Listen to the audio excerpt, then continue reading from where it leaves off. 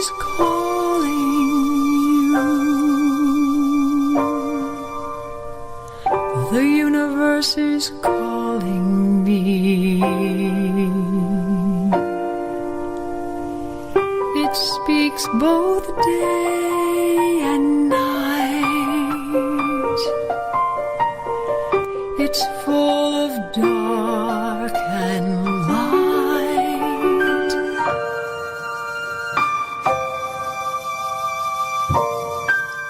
Hello and welcome to SkyTour Radio here on KGRARadio.com. I'm your host, Marc D'Antonio, here with my most incredible and wonderful co-host, Amanda Curran. Hello, Amanda. Hi, Marc. Hey, Al. And we both want to welcome you, all the KGRA family, to our broadcast. Few announcements. SkyTour Livestream, our companion site on YouTube, has 2 new videos. One is the SkyTour Livestream's Science of the Universe, which celebrates 8 months of the SkyTour Livestream with all the imagery taken from the observatory. And we view deep sky objects in seconds, not minutes, and show them all to you, and then we learn all about them. It's fantastic. And the next is SkyTour News for February 18th, courtesy of Amanda, our own co-host here. She did a fine job on that, so please check those out. Make sure you subscribe to SkyTour Livestream and YouTube if you don't and haven't done yet, and make sure you click the bell to get notified when any events are happening, be it another SkyTour News or another SkyTour Livestream that's starting up. Now, on a note here, our live streams were erroneously halted for a couple more weeks to come by YouTube. But since there's absolutely no one to talk to at YouTube and no one to help you, we have no choice but to wait or find another streaming service. But technically, we should be back online March 20th, it says. And I think it was just a robot. A bot came through and said, oh, I don't like your video, which was 11 seconds long, had no content and no sound. But for some reason, that video was considered inappropriate content. Go figure. And there's no one you can talk to. So let that be a lesson to you folks who think about YouTube. Maybe you don't want to think so much about YouTube moving forward, because every company has customer service. YouTube doesn't. And just doesn't work for me. But, if we get it back, we'll go back to it until we can find another replacement. But anyway, moving forward.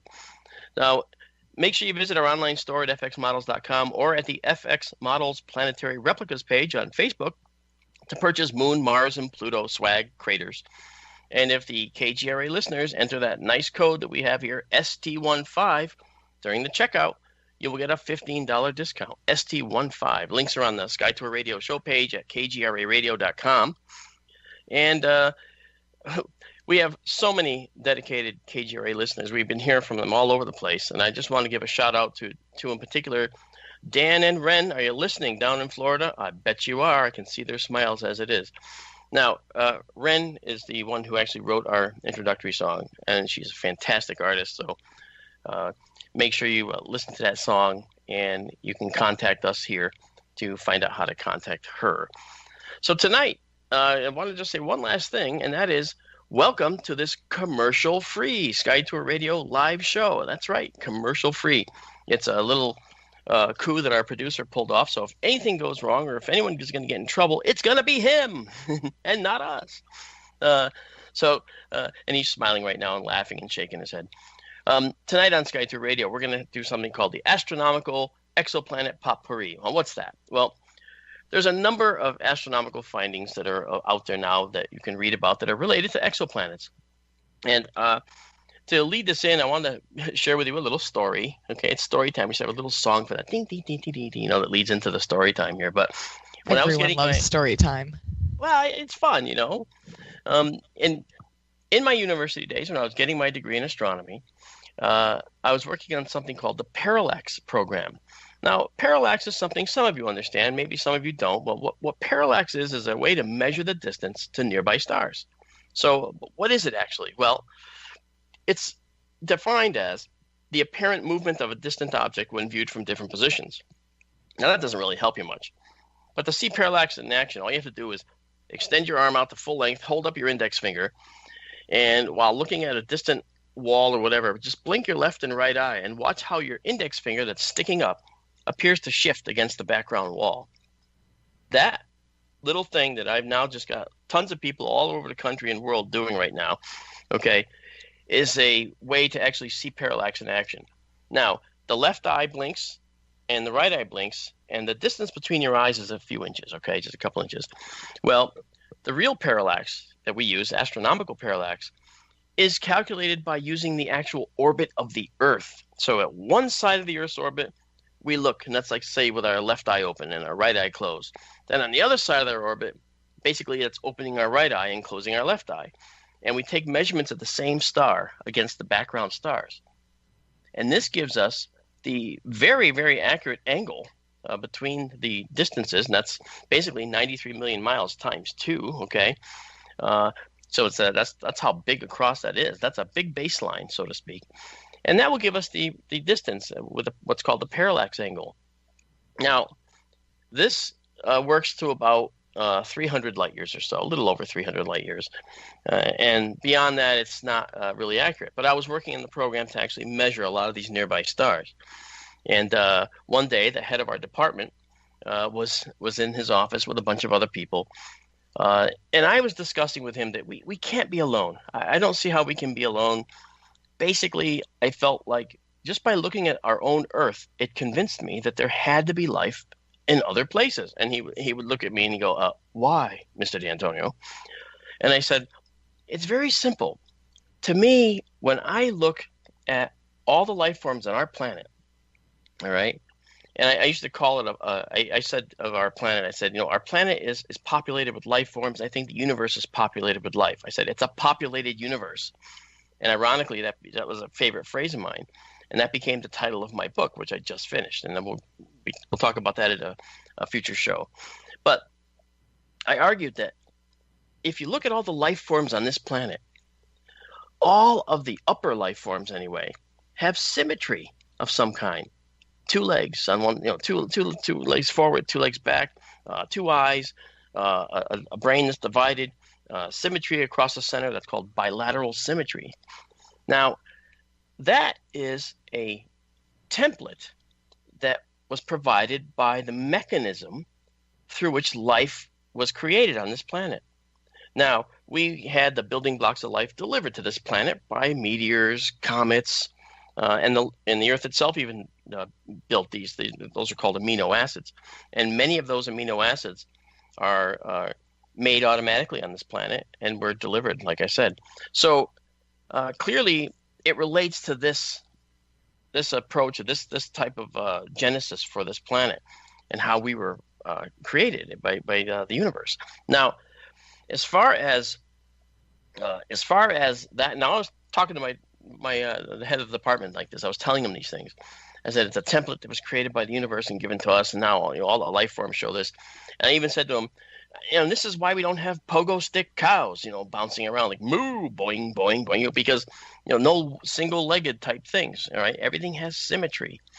And I said there's a reason for that, and I think it has to do with the manner in which these carbon-based life sprung up on this planet. And he just sat there and stared at me, and the other folks were looking at him because they didn't know how to react until he could react to me. And he looked at me and he said, Mark, get back in the observatory and leave Captain Kirk to us. I was like, ugh. But you know what? To his credit, that was the 1980s. When I got my degree, it was 83. And we hadn't found a single planet around another star at that point. Now, there are many false positives throughout the years. In fact, the parallax program induced a bunch of false positives itself because of the nature of trying to measure the movement of the star from one side of the Earth's orbit to the other. Really cool stuff. But in the end, we didn't have a leg to stand on. Okay, 2 legs, actually, because we're symmetric. We didn't have legs to stand on until the first exoplanet really was confirmed. And that was suspected in the late 80s, confirmed in the early 90s. And the thing is, that's when a bunch of programs on exoplanets began to really bloom. And that's when the search was on. And we were off. Now, that was sort of in the 80s. Now, their telescopes on the ground are pretty bad at seeing the evidence of planets around other stars. But we have gotten pretty good at it. There's a 3.5 meter telescope at Peak National Observatory at the NOAO, which is the National Optical Astronomy Observatory. Okay, has a ground-based program for finding planets. Then there's the TRAPPIST telescope, TRAPPIST is actually an acronym. It stands for Transiting Planet and Planetesimal Small Telescope, and that's in Chile. Now, you've heard of TRAPPIST probably because you know of a star that was in its program called TRAPPIST-1, and we're going to talk about TRAPPIST-1 shortly. But if you're also interested in trying to do something yourself, you know what? There's no reason that you, right now, can't go figure this out. You don't have to have a telescope to go looking for exoplanets. You don't have to be a scientist with an astronomy degree to go, look for exoplanets. No, not at all. You can go to planethunters.org, which is part of the Zooniverse franchise, Zooniverse, Zooniverse, and it's planethunters.org. And you can begin looking at light curves that come from the Kepler Space Telescope. And you can decide if you think you see an exoplanet. There's so much data to wade through. That data you're looking at is potentially, in fact, very likely data that no one has yet seen. So when it comes up on your screen, that might be the first time it's ever been seen. So you could be finding an exoplanet. In fact, there's already been a number of discoveries this month. There actually, ordinary folks like yourselves went out there and found exoplanets already. Right now, it's planethunters.org. Check it out.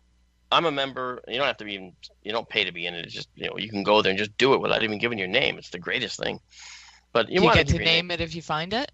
That's the thing, no, you don't get to name it because none of the planets actually get names other than the classification they give them, which I'll talk about in a little while when we go into some of these.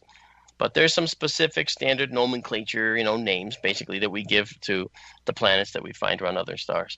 But I just think that these programs are cool, and here's why. Using the crowdsourcing methodology, ordinary people that aren't scientists and aren't astronomers can make significant contributions to science now. Isn't that incredible? I mean, that's cool. I mean, Amanda, you could go, like right now, you could be totally sidetracked looking at light curves on planethunters.org while being a co-host on this show. Wouldn't that be fun? I did put the link in chat for all those interested, and I think it's amazing that anyone can do it. Like you're saying, you don't have to have any kind of degree or know the right people. Like, this is free for anyone to use, and if we have enough eyes up there, who knows? Well, that's the whole idea. Get more eyes on the subject, get more eyes on the problem, and that works. It works very well. So that said, just check it out, planethunters.org. But if you are confined to the planet, this is one of the ways we do it. We do it either with this or the telescopes I mentioned. There's other telescope projects on Mauna Kea out in Hawaii, where the projects looking for planets are situated. The Gemini telescope out there. I talked to the director of that at one point, and used some of their imagery for my talks around the country. But if we're talking about spaceborne stuff now, stuff up in space, well, many people are familiar with the Kepler Space Telescope. Kepler was launched in March of 2009, and it's been cranking, right? But then it had an accident, a little bit of an accident, which I'll talk about shortly, and it was crippled for a while. And I say for a while because now it's called K2, and there is a reason, because it's actually been brought back to life, and I'll tell you how. The other spaceborne, this one's underway. In fact, this was just delivered to NASA. It's called the TESS satellite. It's TESS, TESS, Transiting Exoplanet Survey Satellite. I did a project for the company that's actually tasked with launching TESS into space. And so the CEO of that company and I spent some time talking. And he's very excited about launching TESS, and he's very excited about the prospects for what TESS can show us. Then, along with TESS, and TESS will launch, okay? What's up there already is the Spitzer infrared satellite. Now, you have to wonder, when you look at a star at a great distance, if it has dust around it or planets, they may show up as warm spots in the imagery, because infrared energy, of course, is heat, and that is something this telescope in space is very well suited to look at and view. So that's pretty cool. And so the Spitzer has made some discoveries, and we'll talk about them in a couple minutes. Then there's the James Webb Space Telescope, the JWST. The James Webb's going to go up next year. And the thing about the James Webb is, okay, it's literally several times larger than the Hubble Space Telescope in size. Okay, the Hubble's mirror is around 8 feet, and this one's around 21, I think. And this means it's going to have a lot of light gathering power, and it's going to actually be able to see the atmospheres of the exoplanets. Now, I don't know if that means anything to anyone yet, because we don't really have a good feel, I think, for the scale of the universe. And I got a little cool way to show you that in a sec. But the James Webb Telescope is going to be able to see methane, oxygen, carbon dioxide in the atmospheres of a planet. What are those? Well, those are basically, gases that we know are, evidence of life. All right.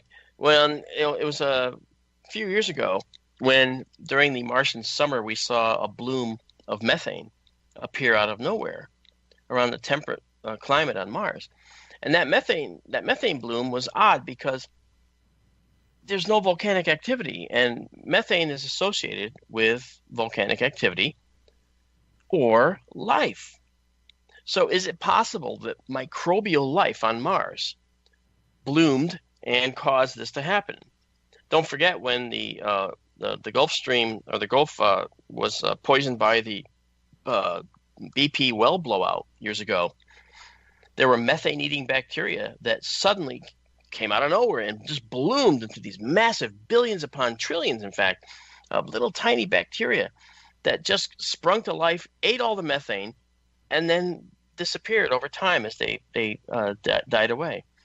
Okay, so could it be that there was a bloom for a different reason on Mars, maybe because of the heat, the extra heating for the Martian summer? I don't know. So Are there such thing as Mars quakes? Well, that's the other thing. Okay, you see, Mars, like the Earth, is got tectonic plates. That is, there's those zones like in California. People are familiar with the San Andreas Fault. We have fault lines and fault zones. We have areas where the Earth is sliding, across itself and back and forth and butting up against itself, building mountains. On Mars, there's no such thing because Mars doesn't have a tectonic plate system. Right? It's pretty much dead.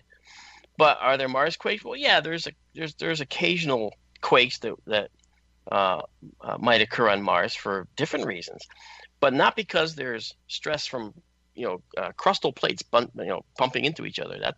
That doesn't happen on Mars. It only happens. We only see it here and on Venus, Io, Enceladus, Europa, and it's not associated with heat either. Sometimes it's just associated with movement of plates. Even Pluto has evidence of this type of action, going on, but it's not necessarily tectonic activity. It could just be localized crustal activity. But in any case, because of this, because of all these things, all right, we are trying to figure out the areas that might be able to harbor life, and that's just in our solar system. Extend this type of knowledge out to the new planets we're finding around other stars, you see, and this is invaluable information. This is very, very important. So when we look at another star and we see a planet that's, in the habitable zone, that not too cold, not too hot, like the Three Bears, location for the planet, that means that the planet would be in that nice moderate temperature zone, kind of like where the Earth is around our sun. And that habitable zone will vary depending on the star. Okay, we're going to see that shortly. Okay, if the star puts out less output, the habitable zone is going to be closer to the star. If it's massively bigger than the sun and has a lot of output, a lot of energy output, then that habitable zone is going to be a lot farther from the sun. And interesting to see how that plays out. So, and speaking of that, why don't we just let's pick on a known exoplanet system, actually. And let's do what I'm calling the TRAPPIST-1 update. Now, originally, TRAPPIST, from the TRAPPIST telescope, TRAPPIST-1 was found, and the TRAPPIST telescope, along with the Spitzer infrared telescope, and several other ground-based telescopes found a total of 7 planets around a star 40 light years away. And so that star was TRAPPIST-1. But the star is a very interesting star. The star is actually what they call an ultra-cool dwarf. And that's also like, yeah, wow, neato, man. But it's also very cool, but it's also cool in temperature. And this means that the star obviously isn't anything like the sun. It's literally slightly larger than Jupiter. All right. Now, Jupiter would have to be about 80 times as massive to be a star, so to speak. And even then, it's still a question as to whether it will actually be a star or maybe border on something called a brown dwarf. But the TRAPPIST-1 star is literally 9% of the size of our sun. 9%. Okay, not even 10%, 9%, less than 10%. Now, it has these 7 planets around it, and these planets are more or less the size of the Earth. So this was a very interesting find. We were very excited about this. And the thing about this set of planets around this star is that every single one of these planets, every single one of them, is closer to the star than Mercury is to our sun. It's like a mini solar system, but it's almost like Jupiter and its moons rather than the sun and its planets. So this was a very, very interesting finding, and then upon looking at the data even more, we figured out that, these planets are very close to each other, for one thing, and for another, these planets are also so close to the star that most likely the same side of the planet faces the star in the same way and for the same type of reasons that one side of the moon always faces us. Now, when people say, the moon doesn't rotate and it doesn't go around in its orbit, actually it does. It does rotate on its axis, actually, but it takes it one time around the Earth to do so. That's called a resonance type thing, where it actually, that's a tidal locking is the actual name. It's where the moon's forces between the Earth and the moon are such that the gravity between the two of these objects keeps the same face of the moon toward us. All right, and the moon's a little bit oblong, so it does have a little bit of a skew toward us in that regard. But nevertheless, we see the same face of the moon. Now, if we were the TRAPPIST-1 star and the moon was like one of its closest planets, well, then we'd see what the star would see, the same face. Now, the planets... Actually, hold on. Yeah. Kathy has a good question about this. Yeah. She wants to know how astronomers can guess what the TRAPPIST planets look like. That's a really good question. Well, see, there's a lot of things, okay, that and to answer that question requires me having to page down a little bit to get to how we actually do that, and I'm going to discuss that. But that's a great question, and Kathy, I'd love to answer that right now, but this is not the right place to throw that. I mean, in short, we know based on what's called the light curve, right? The way the planet crossing in front of the star dims out the starlight just a little bit. Right? We know that, and if we count 7 different times that happens, well, then we have 7 different planets in the end if we do the confirmation right. But we'll talk more about that in just a little bit. But that's a great question, Kathy. Thank you. Now, one of the things that we didn't know about this star, and we still technically don't, is whether any of them have an atmosphere. Now, we want to talk about the nomenclature a little bit. When we have a star like TRAPPIST-1, all right, that star has its name, okay, and any planets around that star have a small letter that is given to them as a designation. Amanda, you said, I'd love to name them. Could we name them? I wish we could. I wish we could have, we could say, one of these planets is this is planet D'Antonio, this is planet Amanda, or whatever. But we don't have that luxury. So the way they name the planets is with a single letter, and it starts pretty much most of the time with the letter B. All right, so the closest is B, the next farthest out is C, D, E, E, F, G, H, all the way out. So TRAPPIST-1 has B through H, okay? And of those, we're looking at planets D, E, and F, which are kind of, how do you say this? The planets are way within the orbit of Mercury around our sun, but then again, the star is so much smaller. And when I mentioned the habitable zone of those smaller stars is much closer to the star. Well, around stars like this, the habitable zone is so close that the planets themselves are tidally locked, like the moon is to the Earth, with the star. So the same face of the planet always faces the star. And you might say, whoa, that makes for a real long day. Well, the truth is, the closest planets go around in 2 or 3 days, and the farthest one goes around in about 14 days. What's that mean? Orbits the star in that amount of time. Now, we orbit the star in 365 days, and that's our year, isn't it? Well, the TRAPPIST-1 planets don't have a year that's more than 12 to 14 days long. That's pretty incredible. If you're going to say, I'm going to go to TRAPPIST-1F for a year, you'll go there and be back in 7 days. Okay? Well, because, a year there is different from a year here. And it has nothing to do with time moving faster or anything like that. It's just how long it takes that planet to go around the star. That's how we define what we call a year.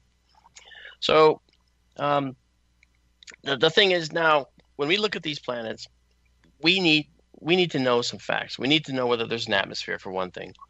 We also need to know if there's water, right? Because water is essential for life like us. And I always qualify that. Looking for life like us, we need to have water.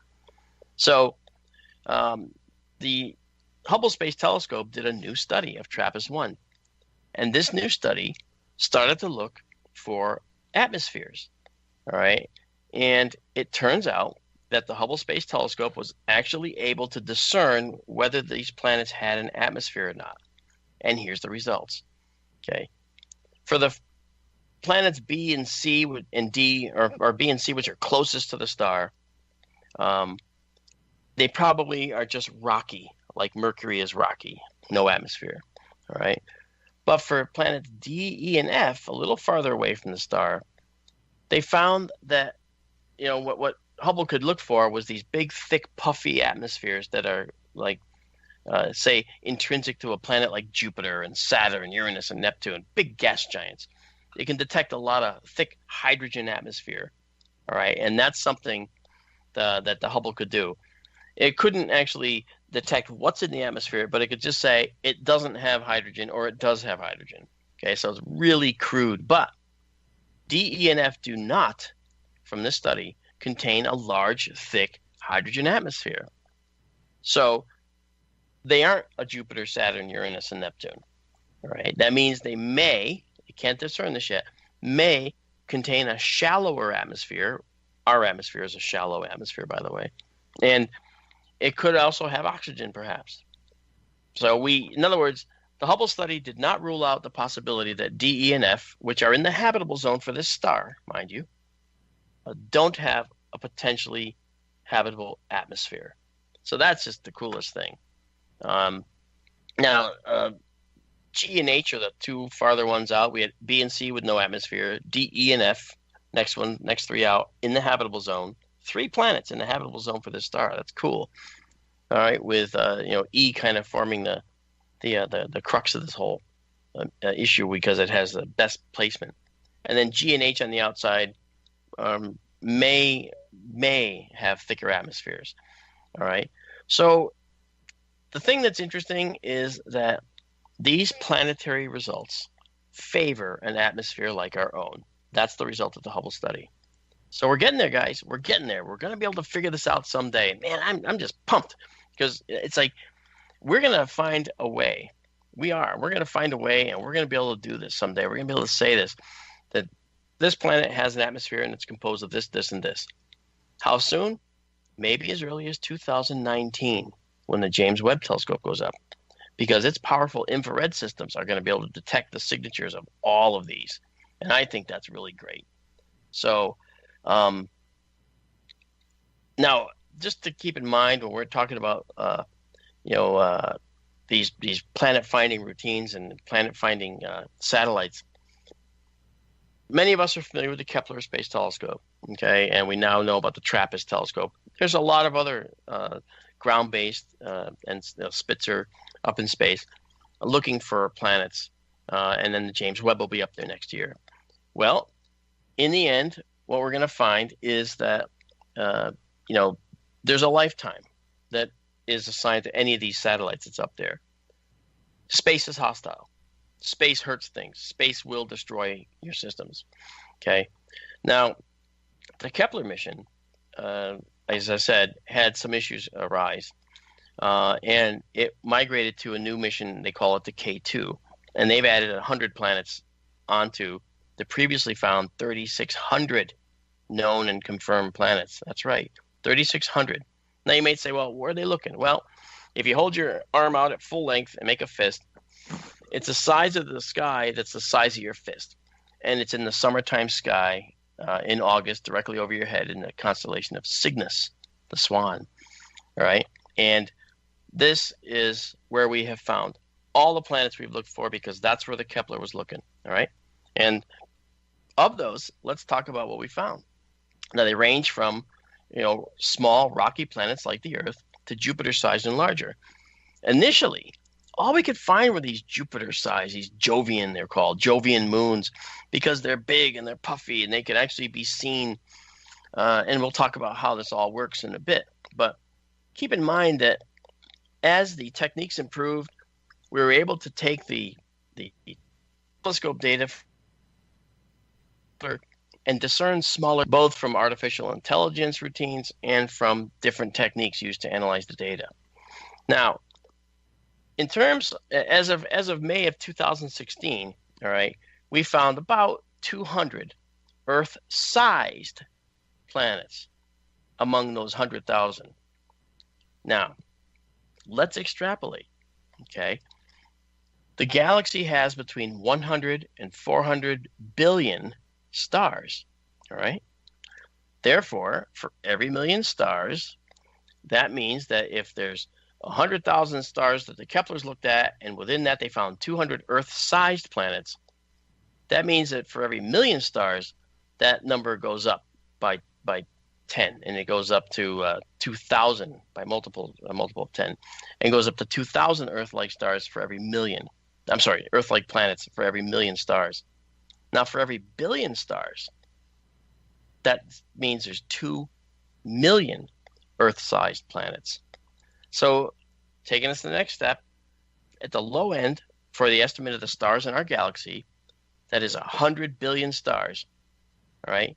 That means there's 200 million Earth-sized planets.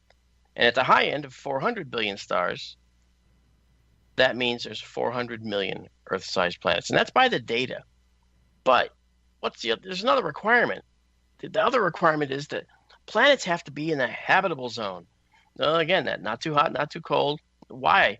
Well, because for life like us now, we need standing water, liquid H2O. And the only way we know that liquid water can be in existence is if the temperature and the pressure are such that there's a thick enough atmosphere and the temperature is low enough so that water can rain out of the sky and collect in pools and stay there. It doesn't happen on Venus. Venus lost its water through means during its formation because it was closer to the sun. And Mars, its water is all locked up in ice because it's too cold, right? And then the atmosphere is too thin. But if we talk about the habitable zone now, with planets having to be in a habitable zone, that changes our number. So when we say 400 million Earth-sized planets, well, of the planets that are in the Kepler survey program stars, which were the 100,000 we talked about, 50 of those, 50 of those planets are Earth-sized and in the habitable zone. Both of those conditions are met. So that means 50 in the Kepler study. Now, let's extrapolate this again. That means for 1 million stars, there's 500 Earth-like habitables, as we'll call them. For 1 billion stars, there's 500,000 Earth-like habitables. And then the numbers we really want. For 100 billion stars, it means there might be 50 million Earths out there. Okay, at the low end estimate for how many stars are in our galaxy. At the high end estimate for how many stars are in our galaxy, 400 billion. All right, with 400 billion stars in our galaxy, that raises the number to 200 million Earth-like habitable planets in this galaxy alone. And that's a fairly reasonable number. The actual number will probably be something in between the 50 million at 100 billion stars and 200 million and 400 billion stars. So it's somewhere in the middle. Let's say 120 million Earths within our galaxy. Now let's keep in mind there's at least 2 trillion galaxies. And now you see your head just goes boof, and then and just explodes. So you see, and there's other estimates too, by the way, that say that up to 10% of the stars have Earth-like planets. All right, so we're not saying that the information I'm giving you is going to be the only answer, because we looked in one section of the universe, one section of the galaxy, and found these were the numbers. Well, that's going to vary. That's going to vary depending on where you look. That's not even looking toward the center of the galaxy, where the density of the stars is thousands of times higher. So we could actually be seeing just the tip of the iceberg here. This is incredible. So, but to understand that the Kepler Space Telescope, and to understand that amazing feat that it's been pulling off since 2009, let's talk about a little bit about how it works. The Kepler Space Telescope, sitting out in space, is watching these 100,000 stars, and it's looking for something called a transit. What's that? Well, that's where the planets that we're looking for may be passing between the star and our Earth, as seeing it from here. And if that planet does pass in front of the starlight is going to be knocked down just a little bit. It's going to be dimmed a slight amount as that planet makes its way across the face of the star as seen from Earth. And that's what we look for. We're looking for this dim light. Now, the shape of that light curve, as it's called, tells us stuff. The speed at which it occurs tells us stuff. And the depth that it goes to, the actual depth that the light curve appears in the starlight, tells us a lot of things. So you might say, well, wow, so couldn't there be a lot more planets that we're just missing? Yeah, there are, because we know there are, because that's only for planets that happen to be passing right in front of their star as seen from here. But what about solar systems or stellar systems where the whole plane of their solar system or their star system is actually in a little bit of an angle, so that as those planets go around their star, they don't ever pass in front of the star as seen from here? There's certainly billions of those too. So you see, the numbers, this is just such a little stab in the dark that we're taking here with Kepler, but it's a start, and that's the important thing, okay? So when it sees a transit, when it sees the light curve and the little dimming of the starlight, well, maybe that's a planet, but maybe it's not. One of the problems we have is that if it's a planet, then the time it takes for that planet to go around that star and come back through, we should see another identical curve at some time in the future. And depending on how long that is, that tells us, if it's a planet, that tells us the period or the orbital time it takes for that planet to go around the star. Okay? And if it takes a longer time, well, then we have to be constrained to waiting for a long time to be able to see. For instance, if we were looking for another Earth circling a star out there at, say, 93 million miles, which is the one astronomical unit distance that is the Earth distance from the sun, then we would have to wait for 365 days for the next data point. So you see, the universe moves at the speed of slow sometimes, and we just have to be patient.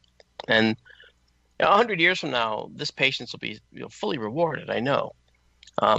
But if we see that spot or that little dip in the light curve, and then we don't see it again, what could that mean? We've seen that. We've seen that happen, where we see a promising candidate, and then we don't see it again. Now, how do we know that approximately when it will come back? Well, we know because the starlight gets dimmed for a certain amount of time as the planet is crossing the face. the speed of the planet moving across that face is determined by its distance from the star and how fast it goes in its orbit. So we can calculate how fast that planet's moving in its orbit, and thus predict when we should see the next light dimming the next time around. Is that what we were doing with Tabby Star? No, Tabby Star was a little bit different. Tabby Star, we still don't have any answers to. There's no pattern to Tabby Star at all. But that's what we're looking for it to pass again in a certain amount of time to determine, wasn't that? Well, that's obviously we have to look for that. Now there's people don't know what Tabby Star is, and I have to tell them. Tabby Star, Tabitha Boyajian is an astronomer who found a star whose starlight was inexplicably dimming. And it was dimming up to 20% at times. And that's unheard of for a starlight. And there's no amount of planets around the star that could cause the starlight to dim by that much. So people were perplexed for a long time with this. And Tabby was herself perplexed. She didn't know what this could mean. And I totally see it. I can totally understand it. They still don't. They had all kinds of theories as to what could be the case, why the star was dimming, and they didn't actually reach a conclusion at this point. So we still don't know, but we're working on it. I mean, they're working on it. I'm not working on that, but they are. But the thing that's important to understand, I think, is that when we see the light dimming at a star, we initially want to see if it's a planet. So we have to try and classify this light curve. We try to figure out what it's doing. And whether it's moving at a certain speed, and if it's something that will come back. If we don't see it come back, then it means it was something called a transient event. And what is that? A transient event is something called potentially a sunspot.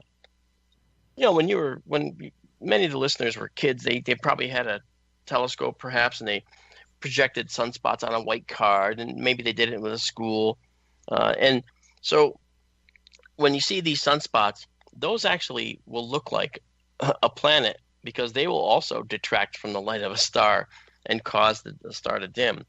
But, all right, these are transient objects. When the star spins around and comes back again, that may not be there, or it might be bigger, or it might be very small, or it might not be there at all anymore. So basically, this is the kind of thing that we want to rule out. We don't want to be a sunspot. We want it to be a planet. So if we see this repeated return, and this is why, by the way, we know of many planets that are very close to their star. We can't tell, we get a light curve change for a planet that's far away from its star, and that light curve for the star is going to be, in place for, say, perhaps, months, because the planet's moving so slowly because it's so far away from the star. But unfortunately, the farther away from the star a planet is, it's no guarantee that it's going to pass in front of the star as seen from here, whereas closer to the star, that might actually be more true. And that has to do with the fact that not all the orbits are totally aligned with each other. It's not a perfectly flat plane. Pluto's at a higher inclination, for instance, to the solar system. But for the most part, they're pretty much in a plane. So we look for that. But we've only been successful, or have been in the past, with these very, very massive planets.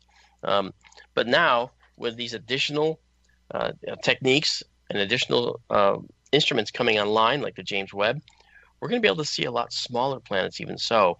And now Kepler is being basically retasked, because, when you look at an object that's, so far away, you can't even see the star as a disk in the sky. Okay, stars are ever only points of light, and that's pretty impressive when you think that, wow, a little tiny point of light, and we can detect something 10 to 50 times smaller than the star crossing in front of it.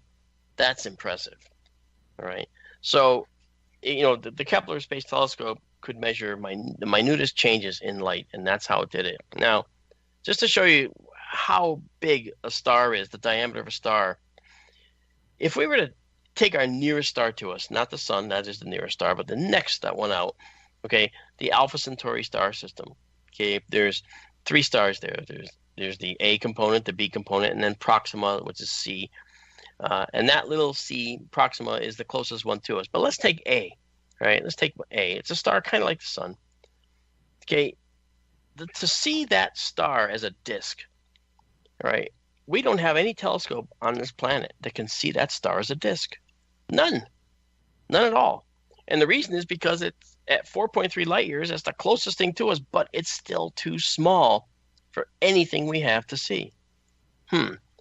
Well, to illustrate the problem, if you have a U.S. quarter of a coin, a U.S. quarter, 25-cent piece, and you look at the size of that thing, you hold it out at your arm's length, and you look at it and say, okay, well, that's about, I see the diameter of that in my vision. I can see that. Well, how far away would you have to take that quarter from your eye to see the quarter at the same apparent size as Alpha Centauri would look in the in the sky? How far away would you have to take that quarter? The answer is astonishing. The problem is you'd have to actually move that quarter away from you 750 miles to be able to see that quarter at the same angular diameter as Alpha Centauri appears in our sky. I mean, that says it all. There's no telescope on the planet that can see a quarter from 750 miles and say, oh, look, that's a quarter. Or even that's a coin. There's none. We can't do that, So that's the problem we face, all right? But by doing inference, by doing this inferred data like we do, we can see light curves. So then we can determine how fast something's going around the star. And then we can figure out if it repeats. And then we can say, oh, that's a planet candidate. And then it becomes a planetary candidate. Very, very cool. Now, when the Kepler Space Telescope was crippled, it lost what's called a reaction wheel. Now, the reaction wheels are very sensitive, spinning, basically disks. And what happens is they induce forces by the changing rate of their spin that will make the satellite very subtly move and change direction and pointing direction, okay? So it'll change where it's pointing. Those forces are called torques. And when you have 3 reaction wheels on a satellite, you have the ability to move it any which way you want. Well, the Kepler had 4. It had a spare. It had an extra. But it lost 2 of the 4. And so without that third wheel that was needed to keep it at a certain location, it would drift. And thus the Kepler mission was over. Now, was it because of age? Perhaps. You all know that hard drives in your computer go bad. And basically hard drives are reaction wheels. That's what we're talking about. Reaction wheels are about 15 times larger than a hard drive, okay, maybe 10, and but they spin like that, and they change the rate of the spin to actually induce a different torque and move that thing a different way. But you need 3, and it only had 2. So for a while, in 2013, the Kepler Space Telescope was crippled, and they announced that the mission was over. But then engineers said, wait a minute, we have an idea. And they started using the sun's force. That is the force of the sun on the actual Kepler Space Telescope body as a third reaction wheel. And they figured out an algorithm to repoint the Kepler. And this became the K2 mission, and it's already been yielding some phenomenal results. So Kepler's back, if for only a little while, until another reaction wheel goes.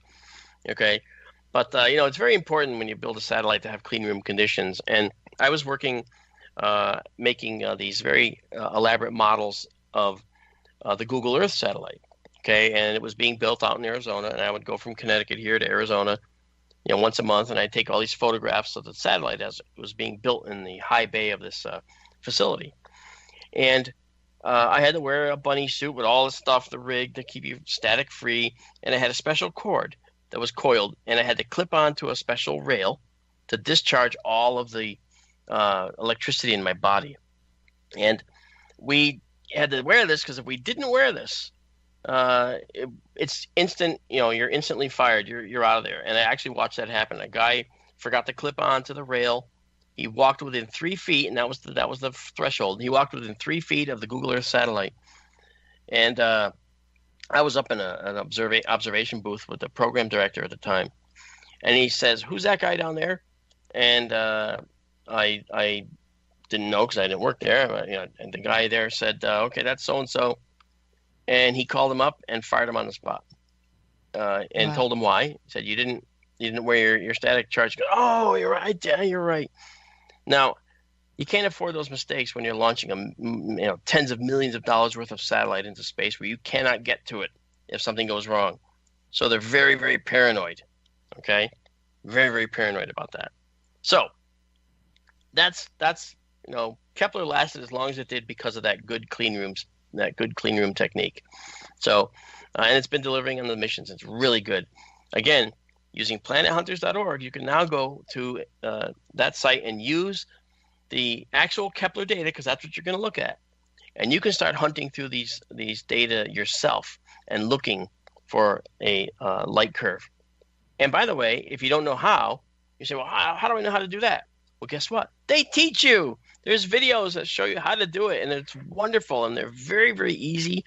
It's the kind of thing that you could do while just sitting down and streaming a TV show on one screen and finding light curves on the other. I mean, you could literally do this, in your spare time, or even at work when your boss isn't looking.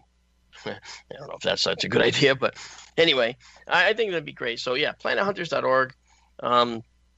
And they're not a sponsor of the show. Well, not yet. That'd be interesting if they did. But so this is something that you can all do, and I would like to just take a moment to recap with you and let you know that all the missions we have in space right now, everything we've learned, come from everything I'm telling you comes from my desire to know about astronomy and to be an astronomer. And I'm going to tell you this real quick. It's the final story for the show. I was 9 when I knew I wanted to be an astronomer, and some of you know this, and I might have said it, but I didn't tell you why. When I was 9, I created a space station plan, and I wrote it on notebook paper that I tore out of a spiral-bound notebook. So you had the little frayed paper at the ends, and I furiously wrote this thing, this space station plan, drew pictures. I even figured out how to get rid of waste from humans, and how to get rid of carbon dioxide from breathing. I had an idea about that. And I sent it to NASA, my big space station plan. And I heard nothing for about 2 months. And then I got, when I came home from school one day, my mother said, "Mark, you got a big box here in the living room from NASA." I went, "What?" And I went to the box, and it was a big box from NASA. And I was like, "Oh, wow." And I opened it up. It was filled to the top with cloth, mission patches, books, brochures, even models of the rockets at the time. And right on top of all of it was a manila folder with my space station plan with a little note on it that said, "Excellent. Check out the inside. I wrote some notes for you." And I got a letter from NASA from a specific scientist. And I read through my plan, and in every page, the scientist wrote, "Good idea, great idea, keep up the good work, that's a good idea, we might use that," and that kind of thing. And as it turned out, this guy is now the head of all robotic space missions to our solar system, and his name is Gentry Lee. And he works at JPL. He's an unassuming guy, but he is one of the greats. And Gentry Lee is the reason that I'm an astronomer today, because of that space box. And I labeled it Space Box, and I had it for years and years, and I just loved digging through that box. In fact, about 6 months to 10 months in, I found things that I had missed the first few times I was digging through it. Okay, unbelievable. So I would dedicate this show and, of course, all of our planetary discussion to Gentry Lee at JPL. That man is my hero, and I just thought I'd share it with all of you. Now, I don't know if there's any quick questions. I've only got a minute left, Amanda. We only have a minute left. We did. Charles wanted to know how much of the sky has been searched for planets. Well, there's different. That's a very good question. There's different. There's different programs. The arm's length fist is the arm's length fist size is the size of the Kepler Space Telescope view, but there's other programs like the CoROT that actually looked elsewhere at different spots, and there's other missions like the Gemini telescope that have looked at other spots. As far as a percentage, I ain't sure, guys. I'm not sure what the exact percentage of the sky is that we've searched, but I can say this: it's extremely small relative to the amount. It's like looking out an airplane window. You don't see much of anything else. You don't see everything else around you. You see that little narrow view. But I have to say this. I want to thank you for joining us for this first commercial-free show. And I didn't get a break at all, and I'm okay with that. So if we can do this again, I will. I just want to remind you, please stop by our store at fxmodels.com. Go to the FX Models Planetary Replicas site on Facebook and check out our store. Use the special code ST15, ST15 to get $15 off at any time. And on behalf of Amanda, thank you, Amanda, for joining me. Thank you. And I want to thank all of you for listening. And you guys have a great night. And remember, keep looking up.